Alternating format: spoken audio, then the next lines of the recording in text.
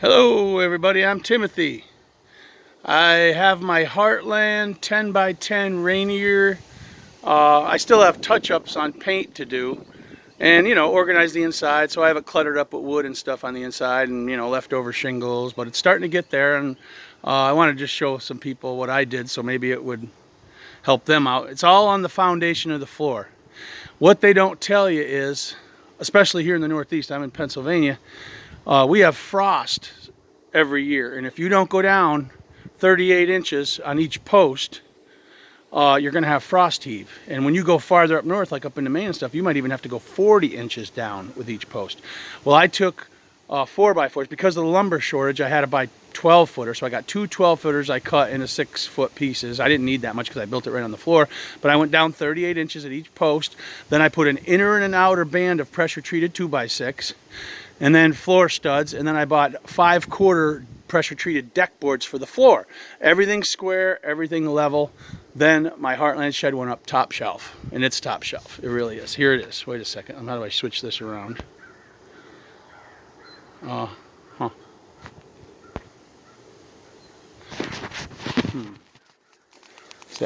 There it is. I don't know how to get this to switch around, darn it. Well, I'll have to do it like this. See, there's the foundation. I have it covered up with a little bit of gravel. Each post, each corner has a post 38 inches deep. And then I have a block under each, so the floor screwed into the post so that the square floor with the band around it can't never fall.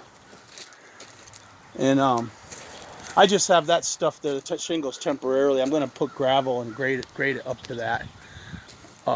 Put drip edge all the way around it.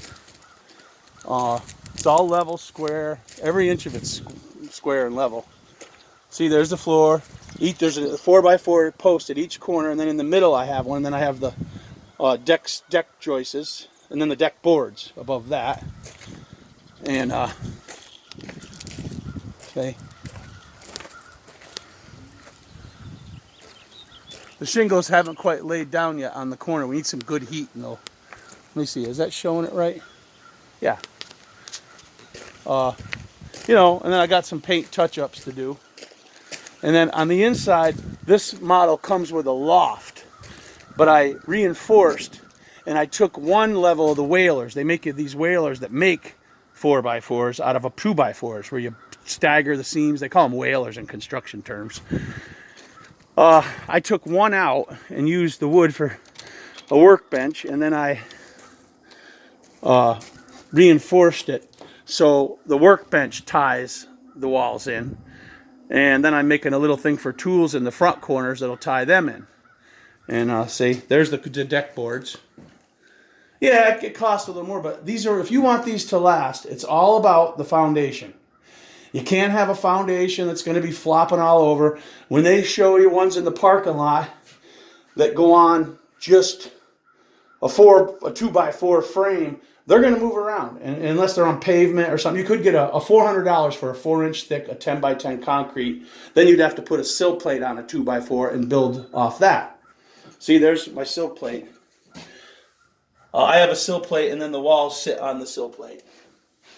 And then I caulked in between the seams. But there's lots of headroom. Lots of headroom. And then the whaler would be right here because they make like a storage loft. But I took one level out that would be right here. Boy, I don't know what I'm showing here. Right there, and because it came out too far. And I wanted the workbench. So I reinforced the bottom. It's all nice. You could stand on them. And then with some scrap, plywood's expensive right now. It's like $60 a sheet. So I had a piece of 3/4 left, and then a piece of half. So I had to use a little piece of 1/2 inch in here, but it's storage. And then I put these little things in here to, help reinforce the workbench. But it's top shelf. I got materials I got to use up yet. And I'm going to put them reinforcements across the trusses everywhere. But there's plenty of room in here. Look at. Then I took one right there, and I'll put one down there, and then I'll put all my lawn tools right here, my orchard stuff here, gasoline. I'm going to be grinding here because I make knives. And I have a workshop in the bottom of the basement of the house. But I don't like running the forge in there because I'm afraid of burning the house down. So I'm going to be forging out here. And, you know, I got lots of storage, lots of ceiling. If I'm going to be working out here, I'd like to put a vent in or two. I should have maybe done it in the roof. But when both doors are open, the air perfectly circulates in here. And then in here, there's like little soffit spaces that's down in here that lets a little bit circulate. I got wood to use up. But the floor is beautiful. It's got gravel underneath it. I hope everybody could see it. Trying my best. I have paint touch-ups to do and then mess around with the inside.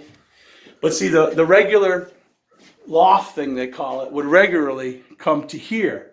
But I left one out, and then the workbench itself ties everything in. And then I reinforced the walls, lagged into the floor all the way around. You know, I'm going to be beefing up to reinforce everything, you know. But for a base, then in a couple years, when the texture T111 is what it's sheathed with, when that starts getting raggedy and stuff, I just add a couple studs and reinforce everything a little bit more on the inside, and then I'm going to put vinyl siding on this, and it'll be as valuable as the house because I did a top shelf foundation. So if you're going to do one of these, I recommend you put the money in for the floor. You got to have a level square floor, and it's got to be concreted at least 38 inches down with each post. Every corner's got a pressure-treated 4x4. And then I put a piece of 2x4 on it, and then lagged it in so it's setting on that. It could never slip down the 4x4s. I eventually could put some lags in it too, as well, but I have it really done well. Yeah, these are, I recommend these. I really do. I got paint touch-ups to do, but like just on the white trim, you know, I tried taping it off to do the doors quicker, and that was a mistake. I should have just took the time to cut them in, but there's my Heartland shed.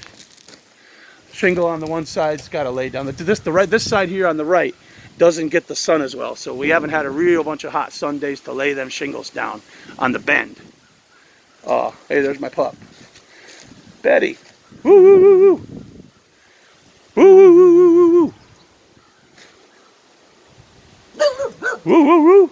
Oh. Well, there's my Heartland America shed, 10 by 10. It's got a lot of space inside.